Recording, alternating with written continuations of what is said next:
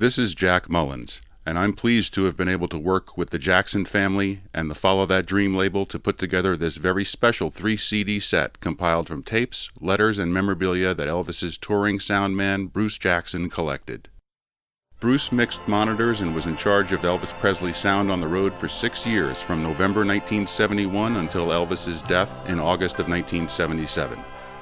Bruce recorded almost every show from his sound desk. Disc 1 is a companion audio documentary hosted by yours truly that takes you back to 1976 with Bruce Jackson himself telling stories via talking tapes and Elvis on stage. An up-and-down year for Elvis, 1976 ended on a high note. On the December tour, he appeared on stage in great shape, physically, emotionally, and vocally. I've tried to paint a picture in sound of Elvis's sometimes troubled progression as an artist through that time, a previously unheard candid perspective as observed by Elvis's trusted sound engineer and friend Bruce Jackson, thankfully preserved in Bruce's talking letters to his family. With few exceptions, the performances I've chosen to include were taken from soundboard recordings released by FTD. Disc 2 is the original soundboard of Elvis's 1976 show in Sioux Falls, South Dakota on October 18th. That tour saw Elvis getting back on the right side of things. He had lost weight and showed renewed energy and humor. It was a joy to hear him engage positively with the band and the audiences, clearly thrilled to have him back. Elvis was in touch with his fans and on track for the triumph that peaked on the December tour and the unforgettable show in Atlanta on December 30th. The Atlanta show had everything fans could wish for. Elvis concert veterans lucky enough to be there were ecstatic to see the old magic back. Disc 3 is the entire original soundboard recording of the Atlanta concert.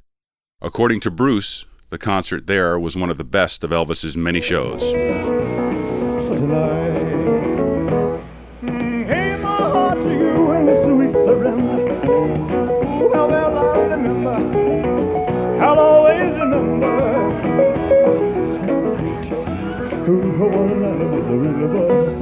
He was just 22 when he started working for Elvis, and he said it didn't seem like a big deal at the time, constantly on the road to the next city or town.